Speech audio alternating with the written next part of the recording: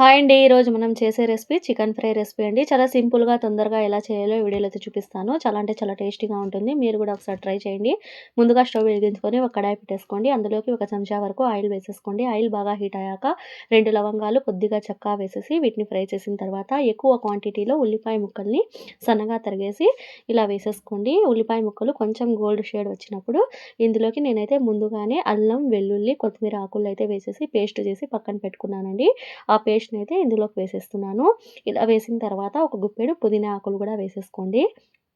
వీటినన్నిటిని బాగా పచ్చివాసన పోయే వరకు ఫ్రై చేసేసుకోండి. ఈ అల్లం, వెల్లుల్లి, కొత్తిమీర పేస్ట్ అంతా పచ్చివాసన పోయే వరకు ఫ్రై చేసుకున్న తర్వాత ఒక 4 పచ్చిమిర్చి చీలికలు నిలువుగా కట్ చేసి ఇలా వేసుకున్న తర్వాత ఇందులోకి నేనైతే ముందుగానే చికెన్‌ని ఒక హాఫ్ కిలో చికెన్‌ని ముందుగానే కడిగి పక్కన పెట్టేసుకున్నానండి. ఆ చికెన్‌ని గూడా ఇప్పుడు మనం ఇందులోకి వేసేసుకుందాం.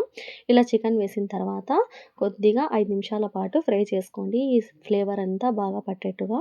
ఇలా ఫ్రై చేసిన తర్వాత ఇప్పుడు మనం ఇందులోకి ఒక రుచికి తగినంత 1 టీ స్పూన్ వరకు ఉప్పునైతే వేసేసుకుంటున్నాను. ఒక హాఫ్ టీ స్పూన్ పసుపు, అలాగే 1 teaspoon chicken masala, half teaspoon garam masala, half teaspoon ధనియాల పొడి కూడా ఇందులోకి వేసేసుకుంటున్నానండి. ఇలా వేసిన తర్వాత ఈ ముక్కలకి ఈ మసాలాలన్నీ పట్టేట్టుగా బాగా మీడియం ఫ్లేమ్ మీద బాగా ఫ్రై చేసుకుంటే ఆయిల్ అనేది సెపరేట్ అయితుందండి. ఆయిల్ సెపరేట్ అయ్యే వరకు వీటినైతే బాగా ఫ్రై చేసుకున్న తర్వాత ఇప్పుడు మనం ఇందులోకి రుచికి తగినంత కారాన్నయితే వేసేసుకుందామండి. ఇలా 1 టీ స్పూన్ కారం, అలాగే కొద్దిగా కస్తూరి మేతిని ఇలా క్రష్ చేసేసి వేసేయండి. మంచి ఫ్లేవర్, మంచి అరోమా వస్తుంది. సూపర్‌గా ఉంటుంది. ఇలా వేసిన తర్వాత ఈ చికెన్ కొద్దిగా ఉడకల్ల కాబట్టి ఇందులోకి కొద్దిగా వాటర్ వేసేసుకోండి. వాటర్ ఎక్కువగా ఏమి వేయొద్దండి. కొద్దిగా వేసేసి మూత పెట్టేసి 10 నిమిషాల పాటు మీడియం ఫ్లేమ్ మీద కుక్ చేస్తే ఇలా ఆయిల్ అనేది సెపరేట్ అయితుందండి. చాలా పర్ఫెక్ట్‌గా కూడా ఉడుకుతుంది. ఇలా ఉడికిన తర్వాత మీరు కొంచెం గ్రేవీగా కావాలంటే కూడా ఇలాగే సర్వ్ చేసుకోవచ్చు.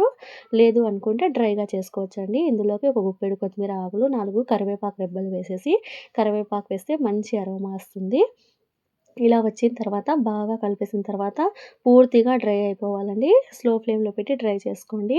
ఎంతో టేస్టీ అయిన చికెన్ ఫ్రై రెసిపీ చాలా సింపుల్‌గా ఇలా చేసుకోండి. రసం రైస్‌లోకి, అలాగే దాల్‌లోకి, అలాగే బగారా రైస్‌లోకి సూపర్‌గా ఉంటుందండి. ఈ చికెన్ ఫ్రై రెసిపీ చాలా తొందరగా కూడా అయిపోతుంది. మీరు కూడా ఒకసారి ట్రై చేయండి. నా వీడియో కనుక మీకు నచ్చినట్లయితే లైక్ చేయండి, షేర్ చేయండి, సబ్స్క్రైబ్ చేయండి friends. Thanks for watching. Bye.